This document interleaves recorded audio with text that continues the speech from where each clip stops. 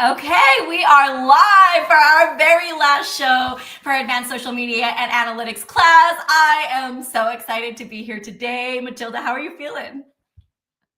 Good. I can't believe we made it through the semester. We're here for the last show. I'm so excited. Such a good topic, such a good group. It's like the best way to end the semester and this little series we've been doing. I'm really, really excited.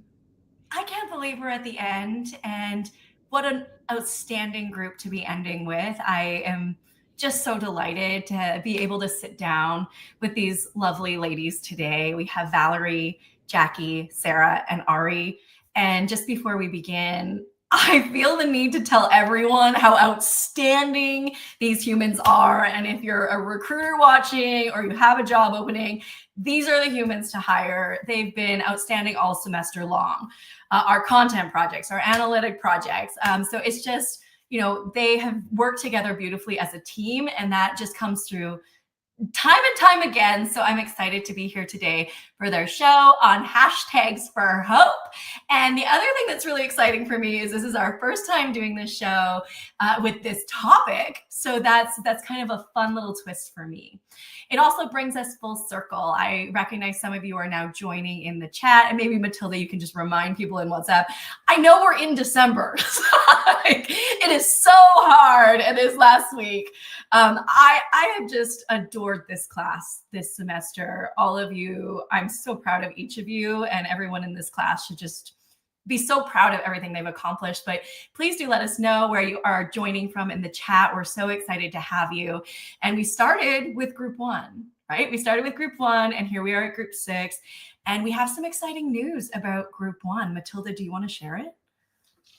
Yes, so we had the content assignment that we did in the middle of the semester, and I've gotten approval from the bigger people with the social media for SJMC. So SJMC has been the client for our students this semester, and we're actually going to post some student work. And Group One's content assignment was approved, and it's going to be posted probably in January. So I'm really, really excited to get to highlight all yours work.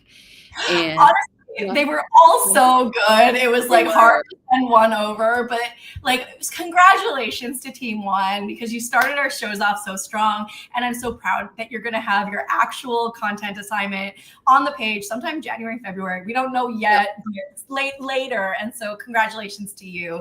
And then back to this fabulous team who, like I said, they produced outstanding work all semester, and they're here for hashtags for hope. I would like to pass it over to Ari to introduce us to the class. Hello, everyone. I'm Ari, and I hope everyone had a great Thanksgiving. Mine was full of turkey. I do want to start asking, how was everyone's Thanksgiving? Such a good question. Yeah, go Val. Mine was really great because I got to see all my nephews and obviously my family. But the travel wasn't that bad. But mine was really good too. That's nice. Well, we are really excited about this topic, and I want to thank everyone for their time. So today I want to open up a conversation about how powerful hashtags for hope have become in shaping our world. We usually think of hashtags as something that is like small or trendy, but these two articles show how they turn into major tools for expression, connection, and even activism.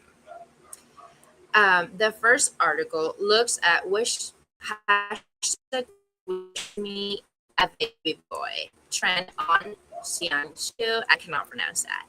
And at first, it seems like a simple wish, but the study shows it's actually a new form of digital spirituality. Use hashtags to express private hopes and cultural pressures in a public and community driven way and mixed with technology, and it shows how our generation uses social media to deal with real emotions and expectations. The second article shifts us into hashtag activism, looking at hashtag Black Lives Matter and hashtag Stop Haitian Hate on Twitter. And then this study shows how hashtag push issues into spotlight. Regular people, influencers, and news outlets all interact, and suddenly a hashtag becomes It proves that online activism can drive awareness, shape media agendas, and bring people together in moments of crisis. So today we're talking about hashtags, not just as internet trends, but as powerful spaces where people express their hopes, their identities, and their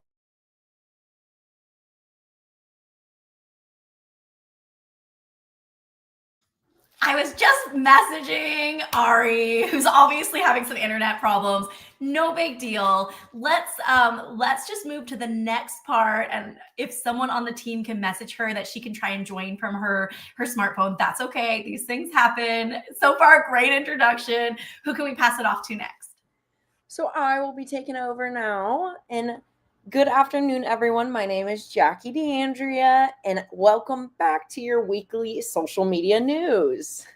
I hope everyone had a good Thanksgiving as well. I know these last few weeks of the semester can be a little rough for everyone, but I hope everyone's having a good time in their finals and everything's going smooth sailing. And I think with this class, I've loved this class. This has been such a fun and informational class. And I think within my finals, it's been so lighthearted and fun to be able to have this topic. This topic of hashtags for hope has felt like such a privilege to have. So thank you for that, Professor. And I think it's easy to see social media as a bad or a toxic place.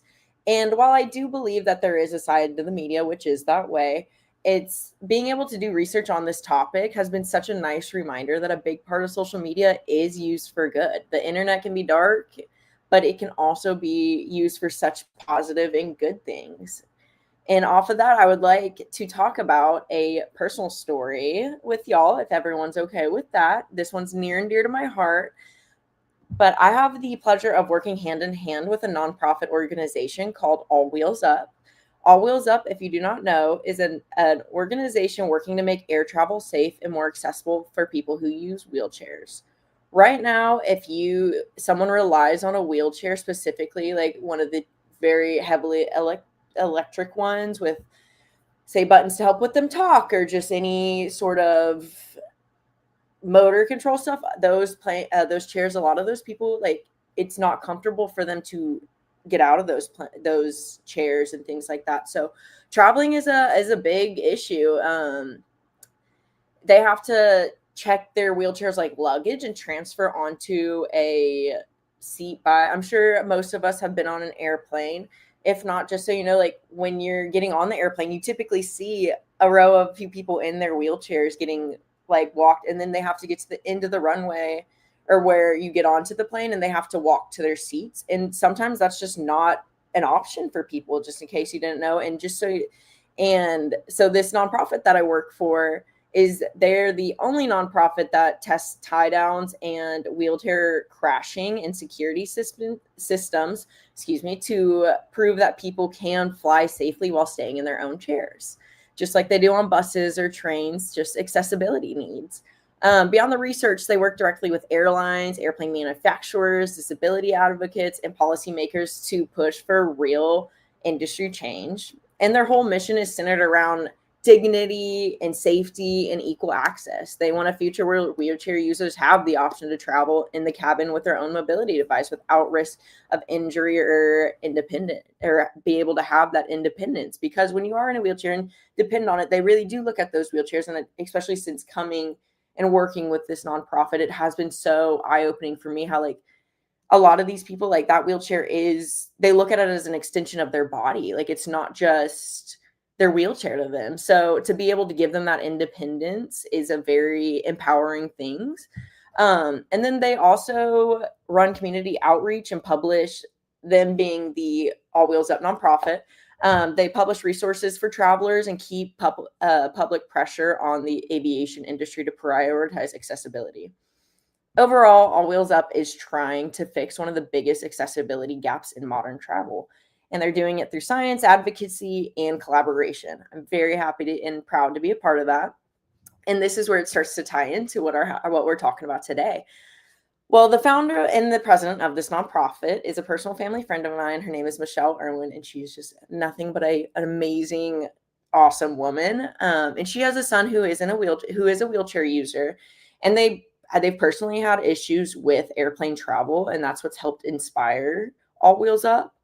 And about mid-July, Michelle came to me knowing that I am a PR major and I do love working with social media and things like that. And she came to me and asked, she said, can you help me out with our social media? Let's get it going pretty consistently. Like, I know in the digital age, having a nonprofit and having a successful social media page can be such a leg up in this world. Really, a successful social media within any of the online worlds right now is such a leg up. It's such a advantage that we have now that we can do so much through just what we're looking at in our hands. So managing this social media has really showed me that social media can foster such a healthy community and bring people together. With consistent posting and hashtags, I've personally been able to grow All Wheels Up following and bring people together. That's such a good feeling. Just yesterday, I don't know if anybody saw, but it was called Giving Tuesday, and this is a huge day for nonprofits. For those of you who do not know, Giving Tuesday is basically a global day Giving Tuesday is basically a global day of giving that happens every year on the Tuesday after Thanksgiving. It was created for a way to shift from the focus from all the shopping of like Black Friday and Cyber Monday to something a little more meaningful. So instead of buying more stuff for people, who you are encouraged to give back, whether that's donating to a nonprofit, volunteering, or supporting a cause that you care about.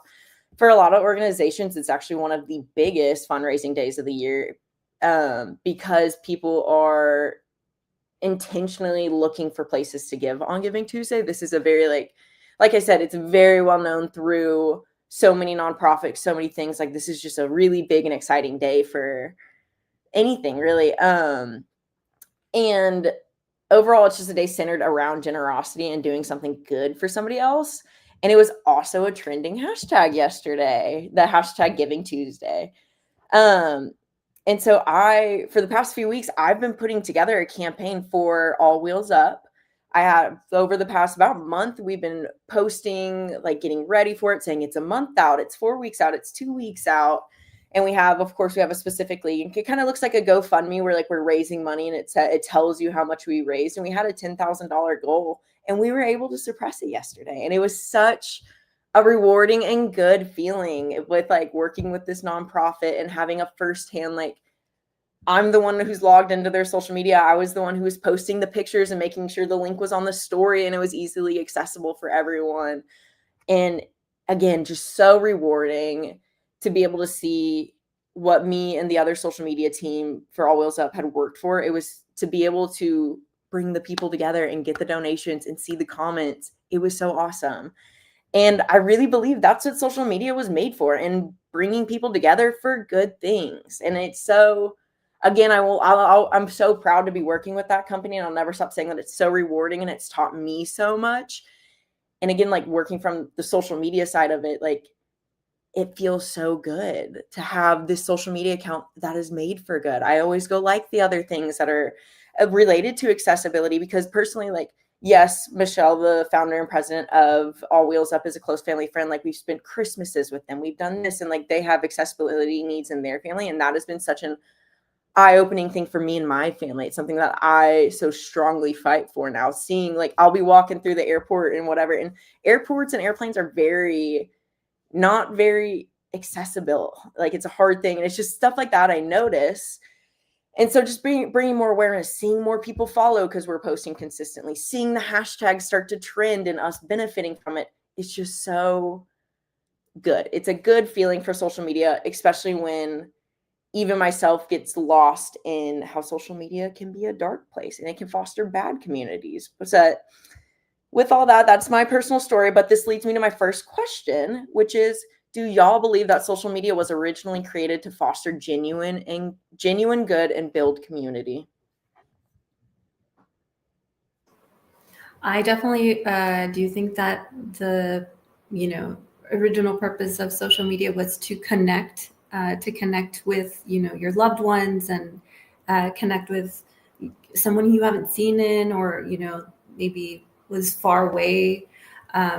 And of course, it has turned into something very, very complex. But at the end of the day, it is for a better connection within us. I remember when Beyonce's Renaissance tour started happening, there was this big story about this person. His name is John Hetherington. He has cerebral palsy, and he used or is a wheelchair user. He worked so hard to get those Renaissance tickets to Seattle, and he had to take a flight. When he got to the airport, that airline, and he didn't really want to mention the airline name, but he said that he wasn't able to get through the airline because of his wheelchair. His wheelchair had a motor, and that story, I think he shared his story on social media. And the entire Beehive community was such an advocate for him to get to that concert. They did the best they could to get him in contact with.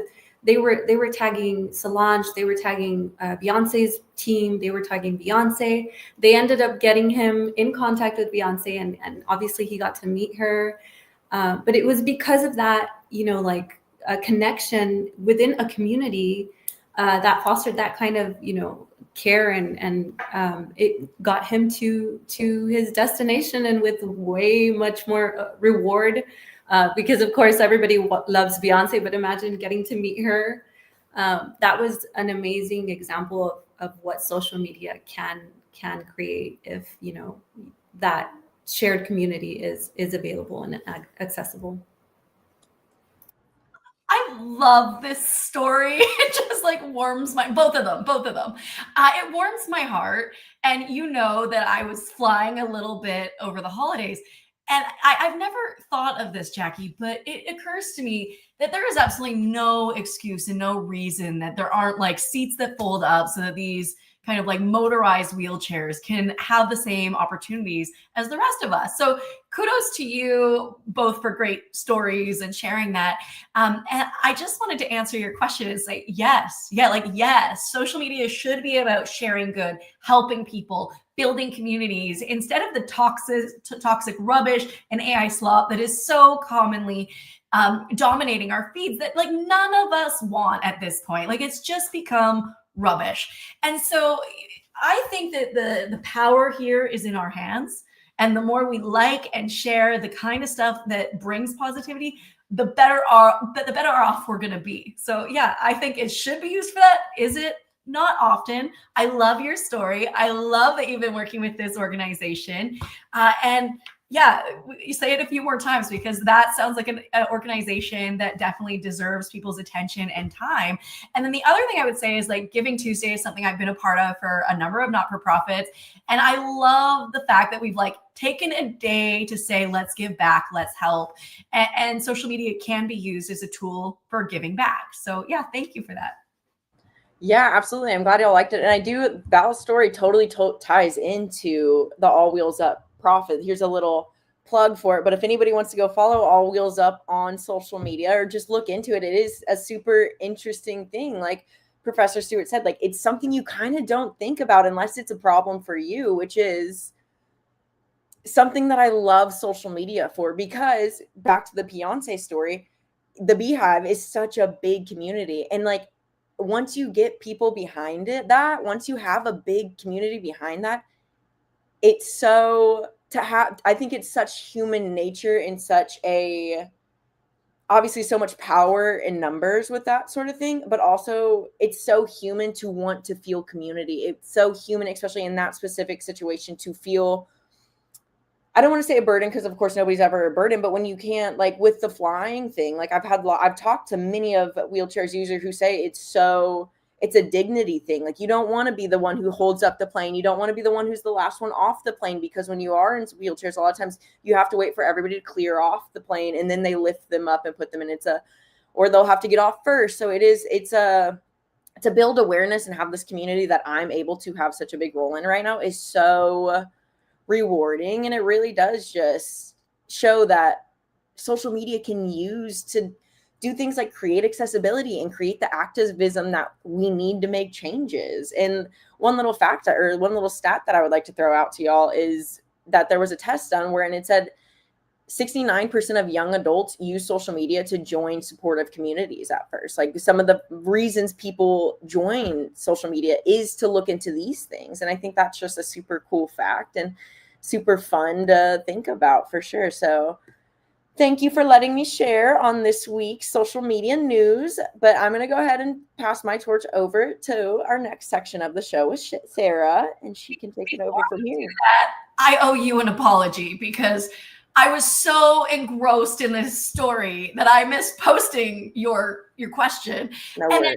then two, kudos to everyone for listening so well because the chat is flooded. But before we move on, do we want to just quickly see what some people say? Like, for example, Micah says, I do think social media was meant for good. I think it was, but has changed over time. Do you agree? I definitely agree. There's definitely been a dark shift late, as of late, and it has a lot to do with, you know, like socio-political aspects in life. But of course, there's always a good in every corner, so we just have to find it. I love what Jaden says. It was meant for good, but humans being humans had to create a little bit of chaos on it. Exactly. That's like practically in our nature, maybe. That's right. So Elizabeth says, I think social media was intended to be a place for people to connect with each other, but can be negative. So I think everyone's kind of saying similar things. So yeah, we can definitely pass it over now. And sorry, Jackie, it was because I was listening so intently though. Great job. I'm glad to hear it.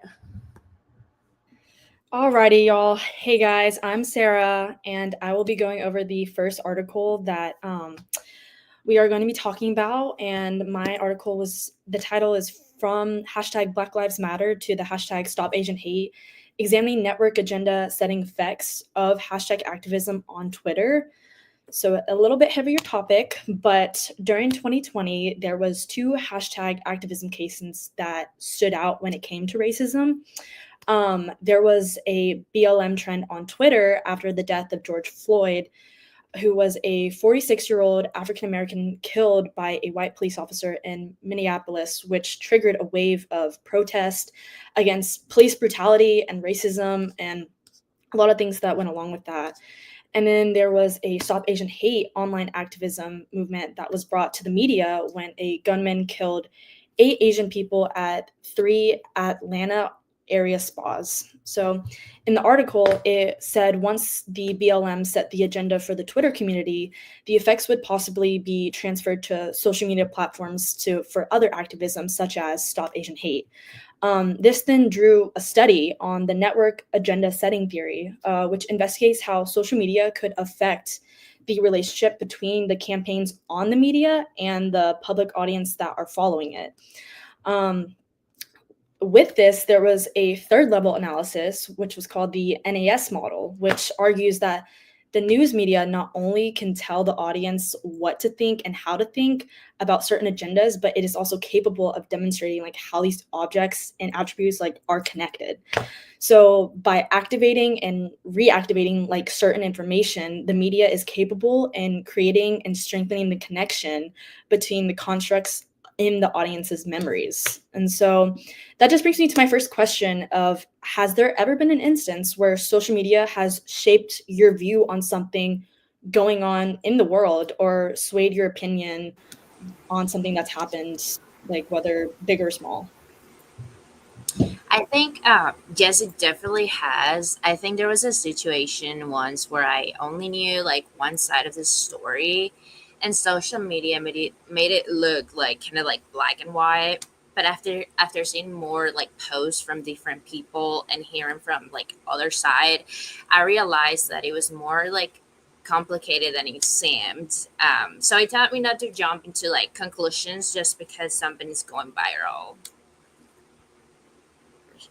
Yeah, I think there's Absolutely. definitely like a lot of misinformation on social media, especially with news. And there have been instances where I have completely shifted my opinion because I myself have researched more into something than just reading off of like a headline or a hashtag or whatnot.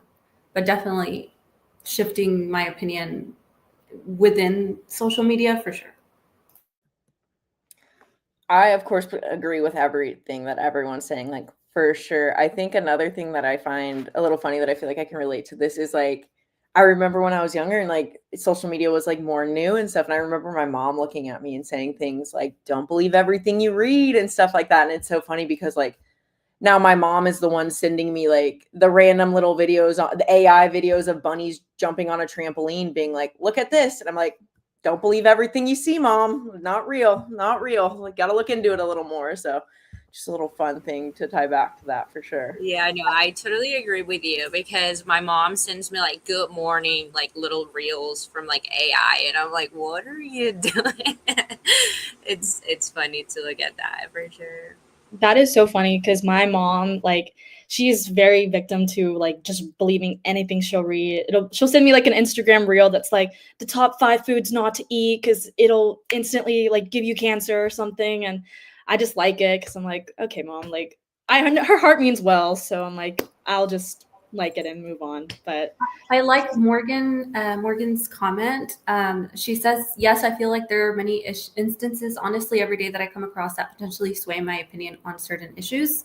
And there's a thing, affordance that I love about every platform is their comment section. Like, if you go into any type of, like debate or like an article or, like you immediately go to the comment section and like, I feel very, I could get swayed one way or another just by reading a comment section, like there's so many opinions of so many different types of, like values and people everywhere. So it's super interesting to read into those comments and all those, like opinions that, you could or couldn't take seriously, but, you have considered it's an interesting way to consider your own or reflect on your own like thoughts or your own critical thinking of things. But the comment sections have been going really wild, especially on like TikTok or, just like any other platform. But those are just always so interesting to like dive into. And it's not so much the content itself, it's just the comment sections that are just like so much more interesting than like the content that you're actually like looking into. I love Sophia's comment where she says, I think social media has definitely influenced the way I see certain issues. Sometimes it's for the better because I learn things I didn't know, but sometimes it's hard because you also see a lot of misinformation, which I have definitely fallen to, like where I think I know something or I'll spread it to like my friends and family and I'm like, oh, I'm just kidding. That was not correct. Like, forget what I said. And so, or sometimes you find things that like you would have rather just gone in life never knowing too. So Emma's comment saying that the BLM movement was the first time she became interested in news and politics. That has been an instant or a case for a lot of people. I think that movement caused so much uproar and with righteousness, but it really did open a lot of eyes to all this injustice with these racial issues that weren't given the attention that it required, so for that to help people connect more to advocacy in that way is really good to use these tools within the social media platforms and affordances is amazing. But I did thank you for sharing, Emma. One of the things you were talking about earlier, I can't remember exactly who said it, but you were saying you sent your mom the things and they're like AI bunnies. And yeah.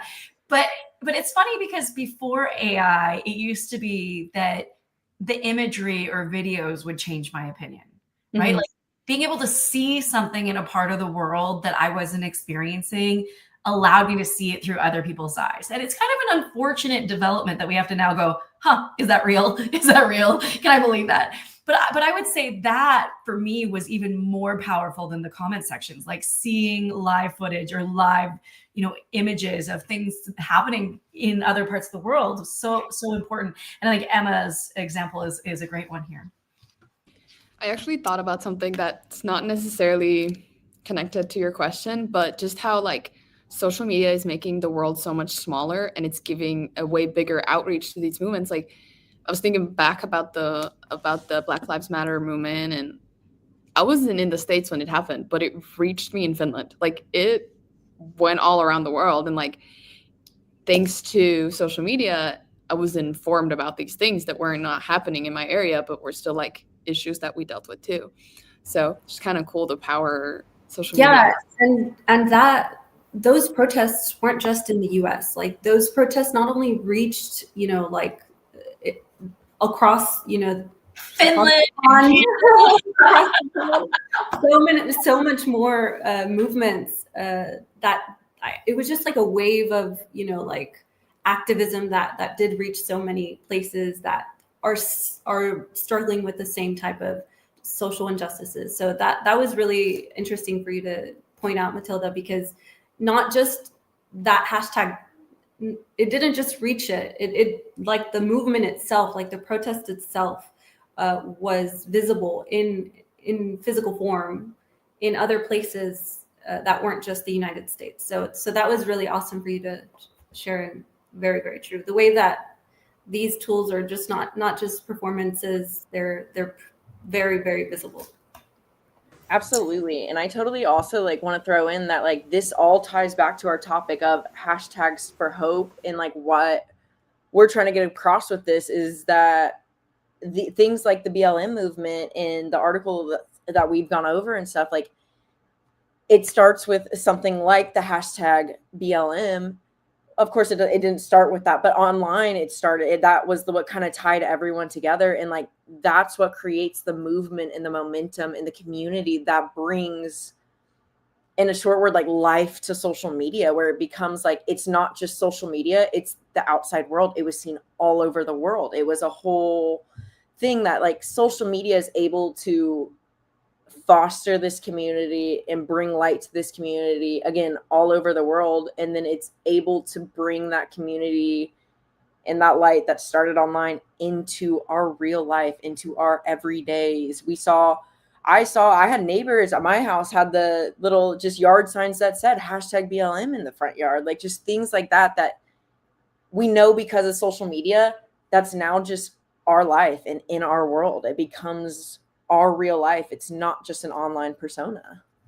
Yes, I was just going to say how I think it's so crazy, because I think within that time too, like Emma said, like she had never, been involved with like something so intense on social media, and neither had I until I like heard about it. And I think I was like 16 at the time, and I wasn't really into politics or something. And I just remember hearing about it and looking it up just through social media, and it did bring an uproar. But I think it is cool that it was able to connect communities and like help, yes, like Jackie said, bring life into that. And so I just want to continue with the results that came from the article, and also just point out that how many people got involved in social media, that they were able to make a study of like the trending on the hashtags and how the things of how many people in a sense like came together on social media to help support what was going on in the world.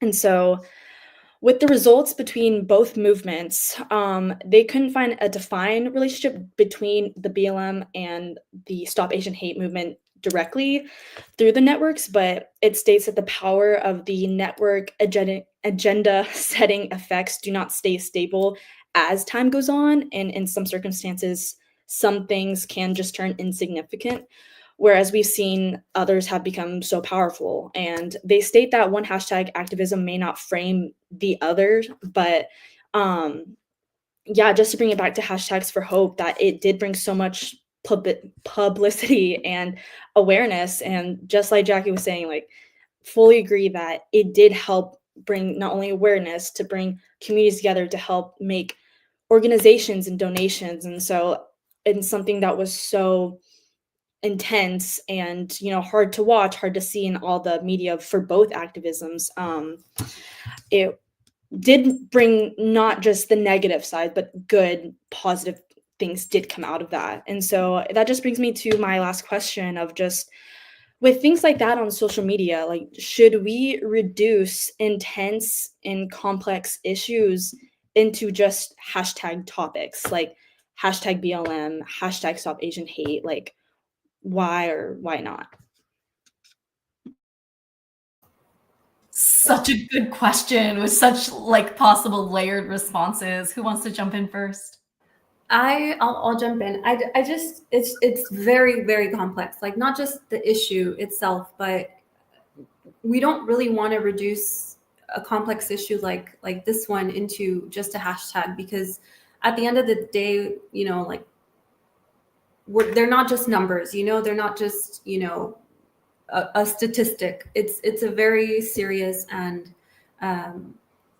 we need to put more effort into any type of advocacy or any type of movement. But that hashtag is very powerful. Like, it does truly move mountains.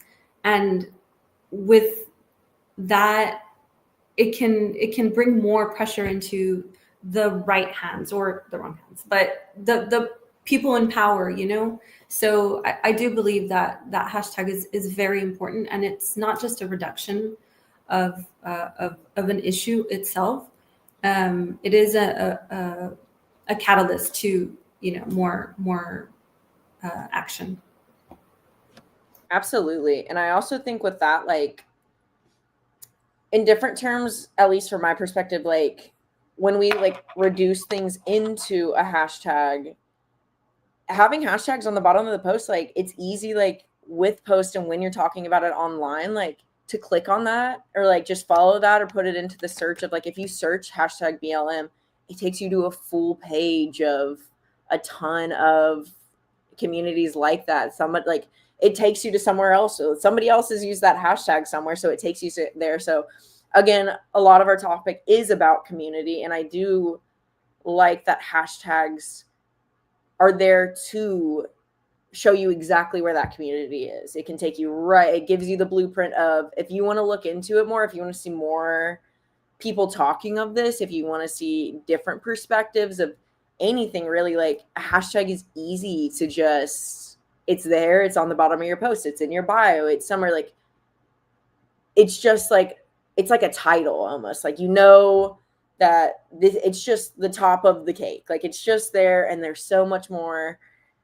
And it is just a fun, maybe fun's not the right word, but it's a simple element that's easily brings together a community. And I see we have a ton of comments coming in about this one, which Yes. I love. But before you do that, I want to jump in. But Sarah, yeah, feel free to go before me.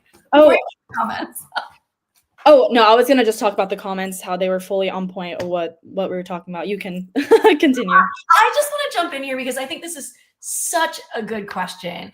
And I think it begs a bigger kind of like deeper question of, are hashtags deeper kind of like structures? So we often think about hashtags as like the search mechanism on social media, right? But Nathan Rambaka has this great term, and it kind of brings us back to the beginning of the semester when we were talking about like these network publics, and he calls them hashtag publics. Like, it becomes a form of collectivizing in a way that is not possible without them.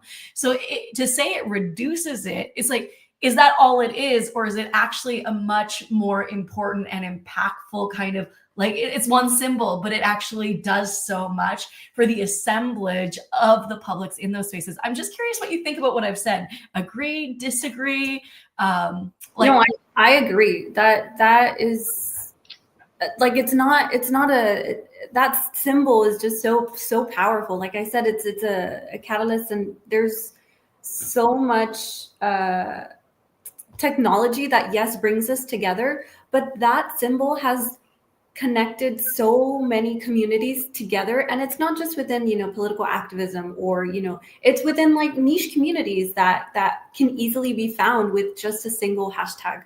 And I'm not saying that, we should, just use hashtags for just, you know, simple things, but they are very important in these, you know, platform affordances, because they do bring, it's an extra element of connecting communities together, and it's not really a simple symbol.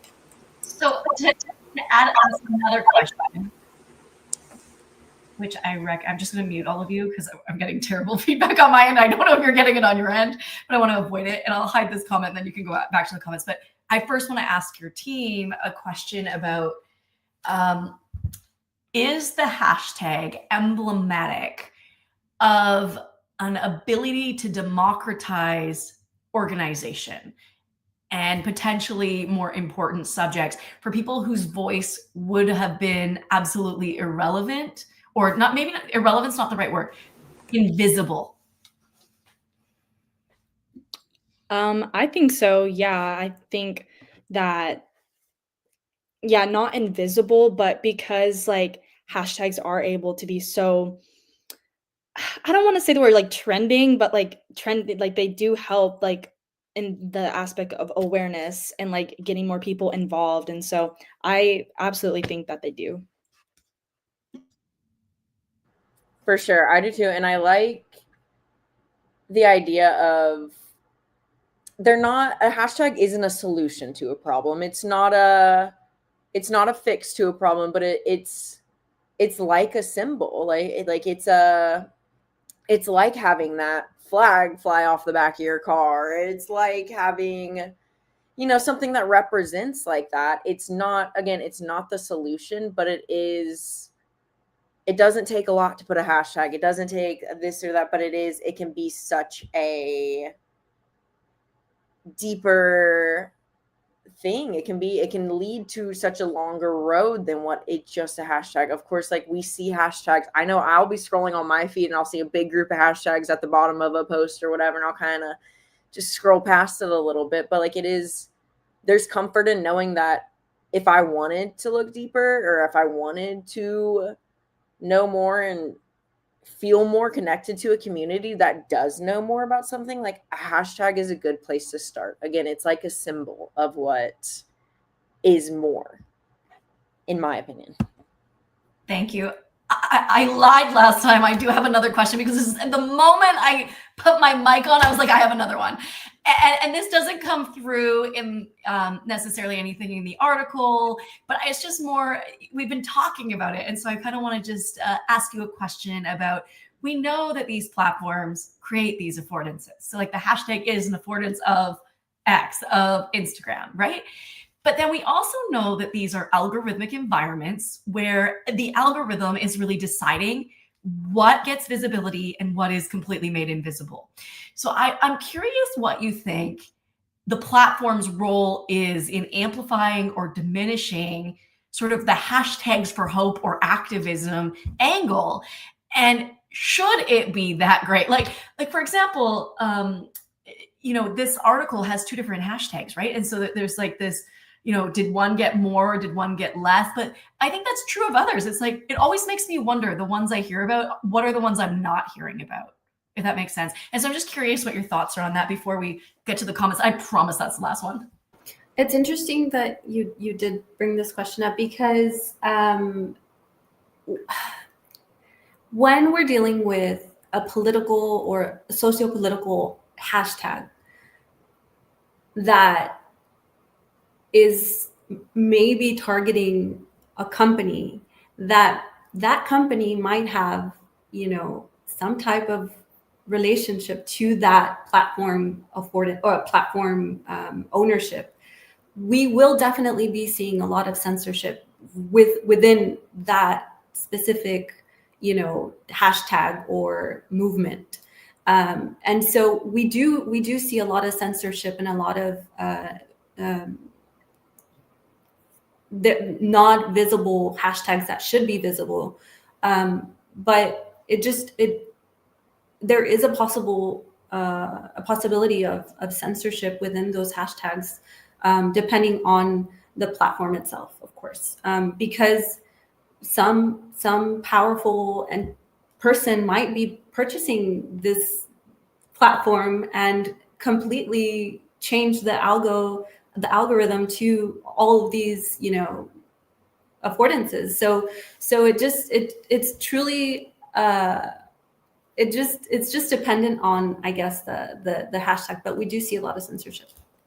You don't have to address what Emma said, but I want to say, as someone who's writing some books, yes, I'm already using hashtags in the work that will eventually be published in these textbooks. So I think it's like, and I've seen stuff already doing it. I think hashtags are already integrated. Are there any comments?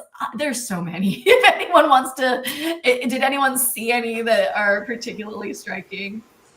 Yes, I really like Sophia's one that says, why do you think some hashtags movements stay powerful over time while others lose like momentum? And I think it's because of like the trends.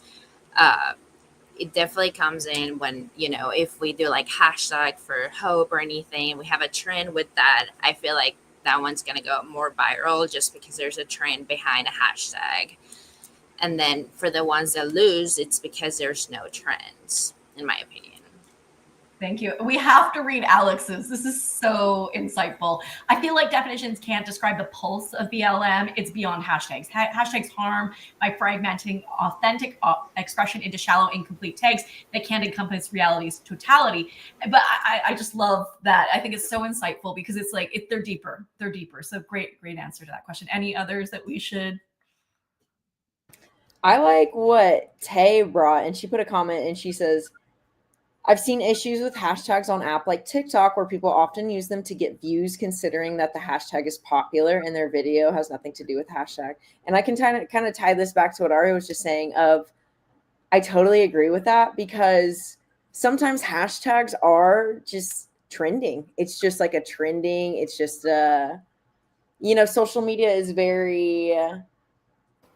what's trending is trending. What's popular is popular. So like you can totally use, I think, and this is also where we could start to teeter the line of, is social media used for good or bad? Or why was it created for good or bad? Because a hashtag can mean, it can stand for the best thing. It can do all this, but like people can still take that and use that for their own ways, own reasons that have nothing to do with that. Like, it's hard to, with social media, and I think this is just an overall, like, being online present, is it's hard to differentiate how people really genuinely feel and act throughout their day-to-day and then what they put themselves or how they perceive themselves online. It's just, it can be two very different things. It can be just two unrelated things. Like, people can just use hashtags for their own convenience and their own use, which is, can be awesome, can be not, because at the end of the day, that is, well, okay, if they're using the hashtag BLM on the bottom of their post, while they might not be using it for the actual post, maybe their post is just a selfie of them hanging out with their friends and it has nothing to do with the BLM movement, even though they used it for selfish reasons. Like, maybe you have followers who end up clicking on that and learning more about it. So I think it is just social media is what you make it type of thing. And I think that kind of goes the same for, of course, really anything in your life. It is what you make it. But with hashtags and good intentions, it's definitely something to consider. Yes, I fully agree with Jackie and what everybody is saying, and how, like, I wouldn't say necessarily like everything is being reduced into a hashtag. Like, that reducing part, it does just create more awareness, and everyone just had great comments. But I will be passing the torch over to Valerie. But thank you guys so much for such a good conversation. Thank you, everybody. Hi, my name is Valerie. Thank you for joining, taking the time to discuss with us. This is a really interesting topic, and there's just so much more to discuss. And just we've said it before, like, a hashtag is very, very complex symbol. And, you know, there's been an evolution in social media platforms and the way that we use it. We've seen examples with the social and political movements. We've seen, you know, digital activism online. And while those are very much prevalent, we are also seeing a different type of self-expression or self-identity within, the digital space. My article, the article that I will be discussing, focuses on a trend, a hashtag trend on RedNote. So this article is hashtags and hope, tracing Chinese digital spirituality through hashtag wish me a baby boy trend on RedNote. Now, this trend was very very interesting because it has a lot to do with traditional rituals of Chinese practices. So there's a ritual that's making a wish and then returning the favor. Now, this practice is then transitioned or like transformed onto digital practices or digital spaces in a way that is super interesting, because these mothers are given the good fortune in their context of receiving a baby boy, as when they're pregnant. So when they post this, they share their story, and they then want to share their good fortune and to other users. So other users will then, comment on their notes, and they'll say, please wish me, a baby boy, because that person wants to expect a boy. Now in China, the importance of a male lineage is to keep that family, hierarchy. So that family lineage is very important, which is why this hashtag has been a trend on RedNote. And so this article does focus a lot on how digital spirituality is is constructed and formed, and how these digital affordances allow this trend to unfold like that. And with that, I would love to ask everyone if you use your digital space to practice spirituality or religion, or do you separate the two? I personally, for my social media, I definitely am very open about my religion, and I definitely use my social media to just be open about it. I am in a ministry here at Texas State, and they're very active on their social media. And so when it comes to talking about my religion or everyone involved with our ministry, I definitely am very vocal about my practice and my beliefs, and in a respectful way. I'm just more about me, not so much on attacking anyone else, of course not, but of just, yeah, I do make it known of I am a Christian, and I do this, and I don't separate them, because I feel like that is a part of who I am and my identity. And so for me, I am not ashamed to have that, on my platform. Yeah, no, totally. I totally agree with you, but I also think it's a mix of both. In my own life, I notice some things I used to keep private, some little superstitions, and sometimes I just ended up posting them. So even if it's still spiritual, it's happening through my phone. So I think it's definitely a mix. I'm kind of leaning towards the no side for me personally. While I use my digital space and I follow certain religious accounts, I'm very spiritual personally, things like that.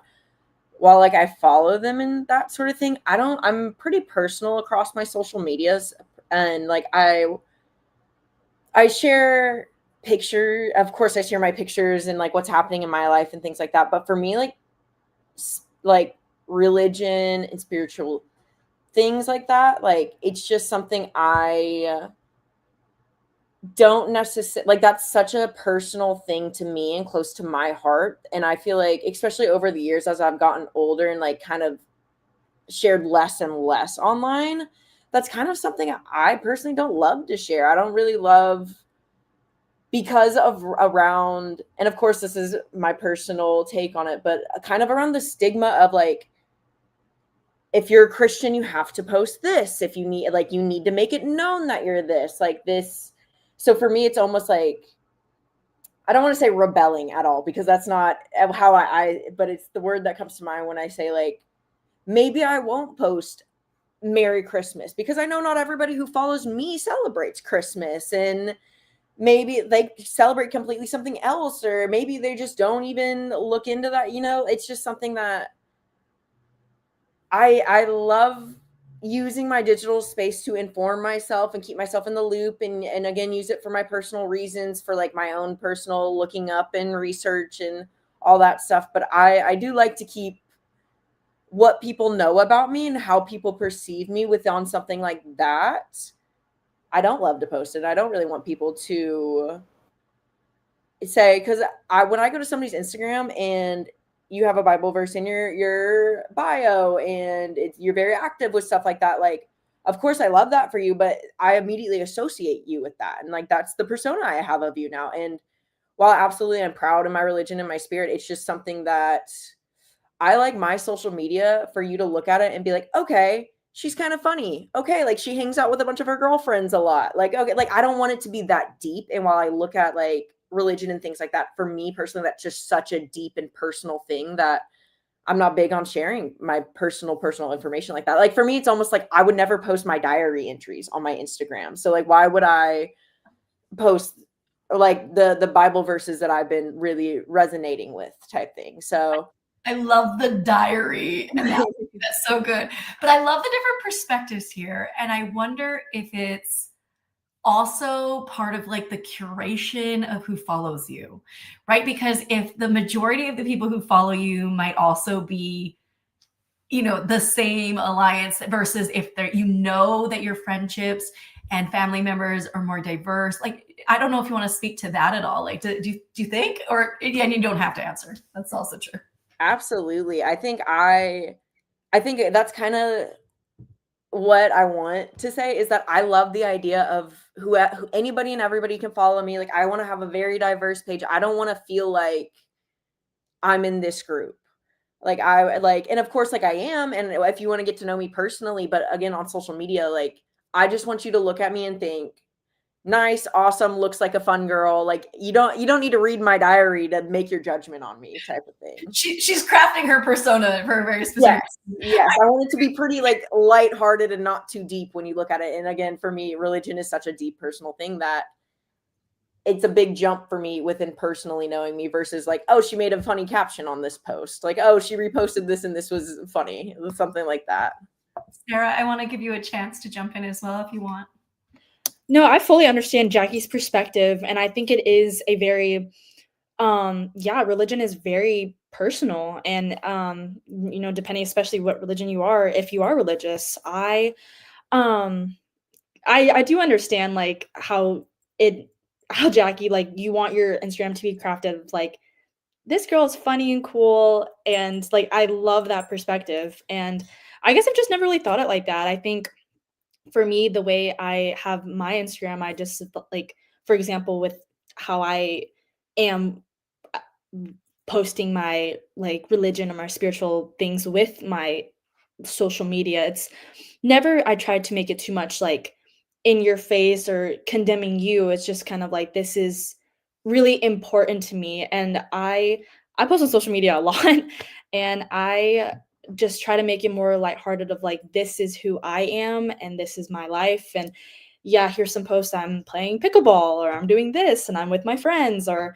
this is me at my church conference, or whatever the things. Because I don't know, for me, I just am like, this, my platforms, I want to demonstrate like who I am. And I just am very proud of all the things that I do, including my practices. And so, but I think, Professor, you'd made a great statement about just like who follows you, is it does craft like what you are posting. And for me, like, I know my family and friends follow me, and I'm kind of one of the only side, like, I'm the only more religious person in my family.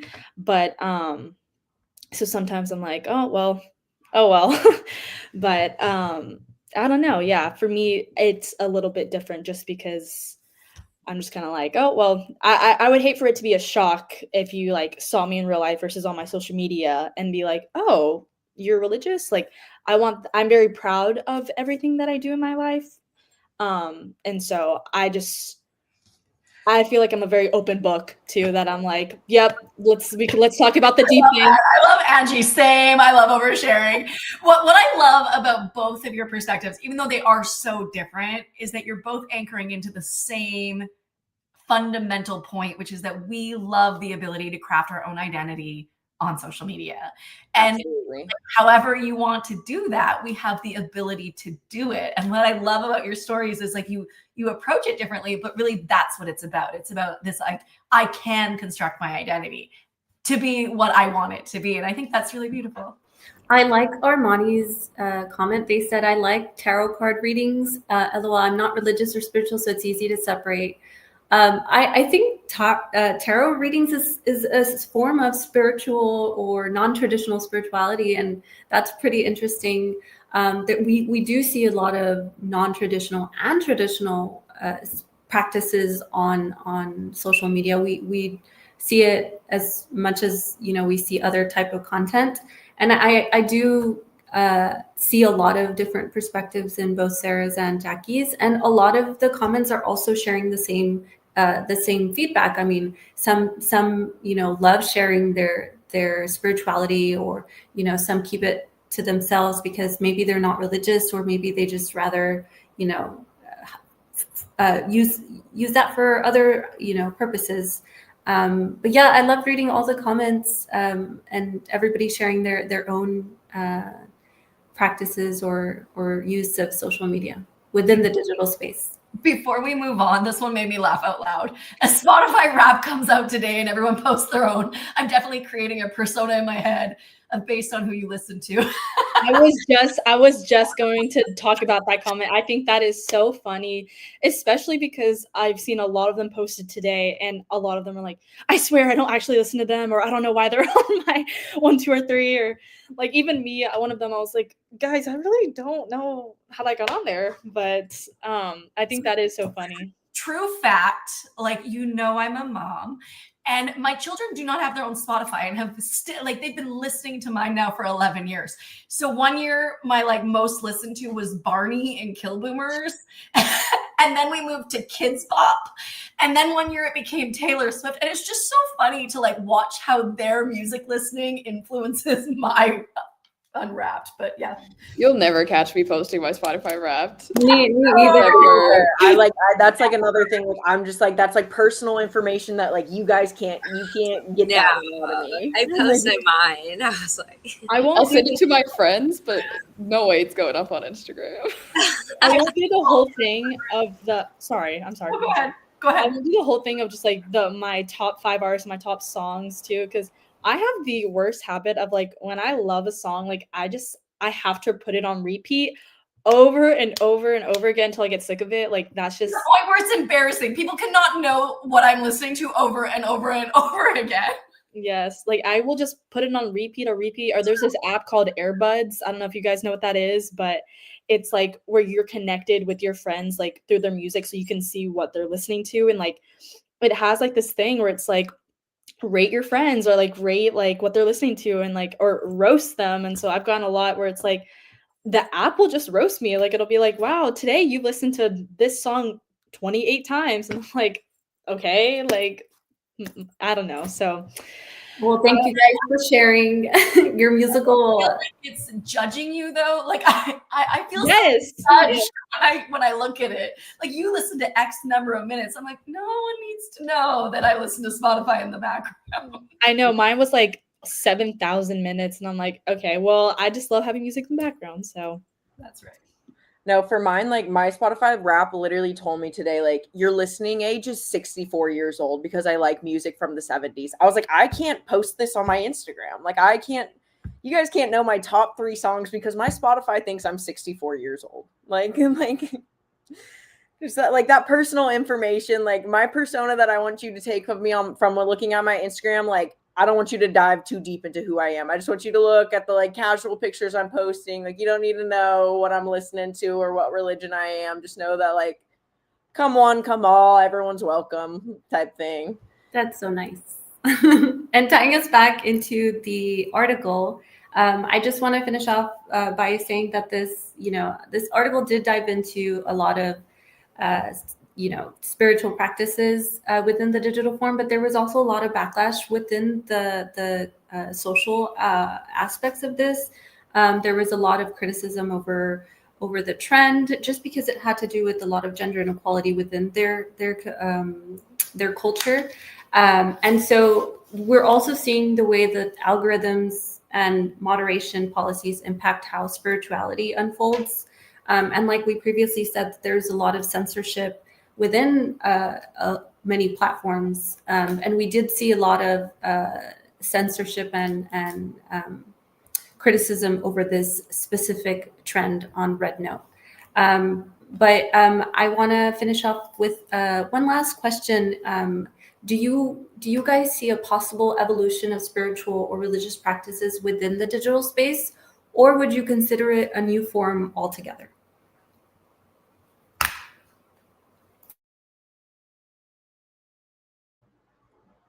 I think it's kind of this is a question that like I see both sides of very easily. I do think social media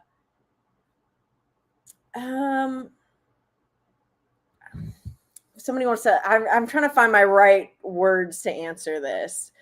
But I think of course, I think everything with social media is always a rotating door. I think it's so subject to change. I think the digital space is such what you make it. I think like how me and Sarah have this difference of what we're posting in our religious space, like it's such a double-edged sword. It's such an interesting topic that I think we could really dive into deeply. But Ari, do you want to say something about that one? No, I totally agree with you. I think it's hard when to have like just one answer, because it's such a deep like comment. But I definitely agree with you. I feel like I don't have like a straight answer for that one. But yeah, do you, Val? I think it's becoming a different form altogether, because the way that it's being practiced, or any type of digital, any type of spirituality, whether that's traditional or non-traditional, is becoming just like its own like it has its own methods, it has its own ways of communication, it has its own, whether that message might still be the same, but I think it's just a new form of religion within the digital space. And I do totally see it evolving into something way more virtual. And I'm not saying it's not a bad thing, because it does have to do with the accessibility, like we said. It can bring people closer together in a different form, and the same message will come through. But it is a really interesting aspect to think about, because technology does evolve, but what evolves with technology is also another sense of form or evolution of its own. So yeah, it's pretty interesting to think about.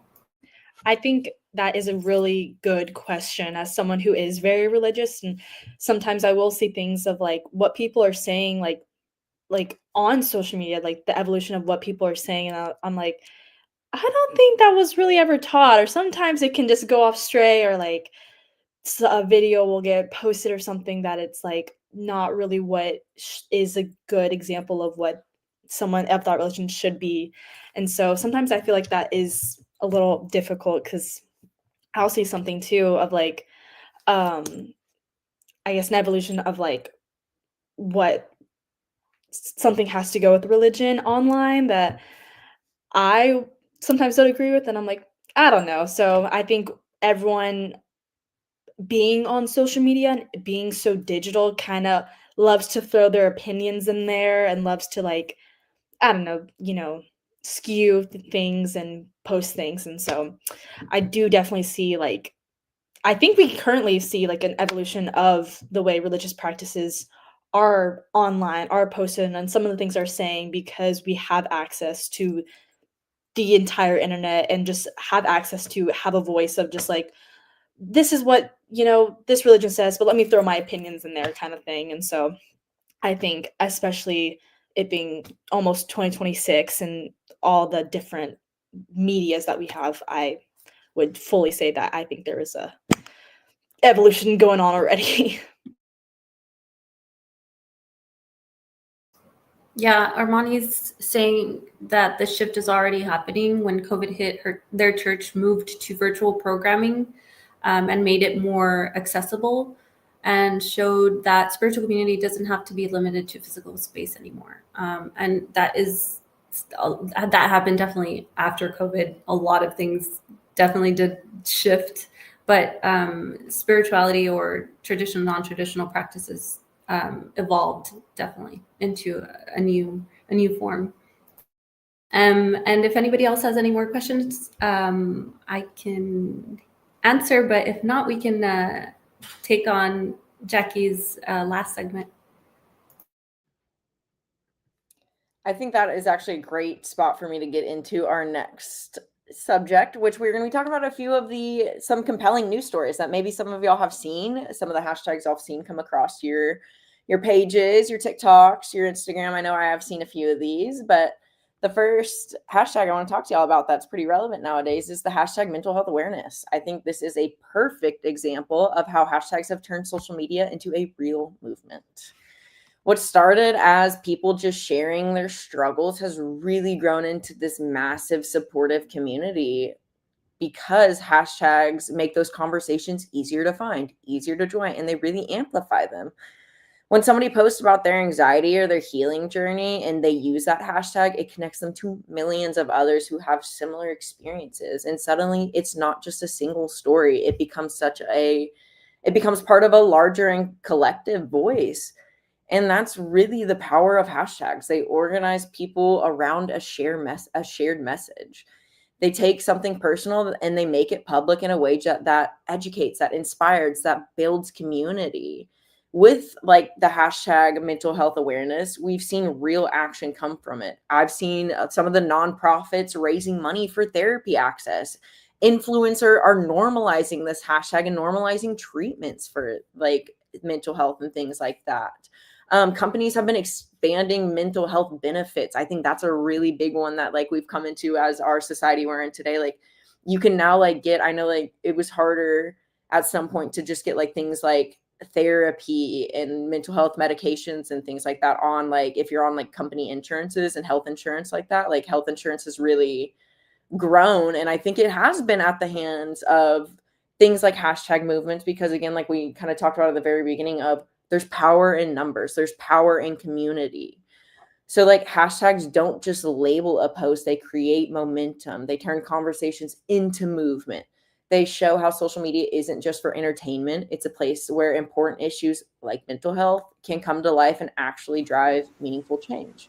And so this leads me to present y'all with the question of why do y'all think people are more comfortable sharing their struggles online than in person? It's just an easier way to, express yourself behind a screen, I would say. Not a lot of people feel comfortable sharing it in person, and I guess online is a little bit easier. Yeah, no, totally. I loved how we all brought so many great points, and I appreciate all of you guys' comments and different perspectives. But this leads us into our conclusion that when we both look in articles together, the message is clear. Hashtags carry real power.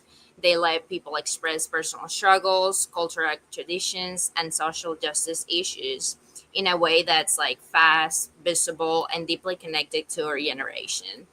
From private wishes to public movements, social media has become a space where voices can rise and stories can spread.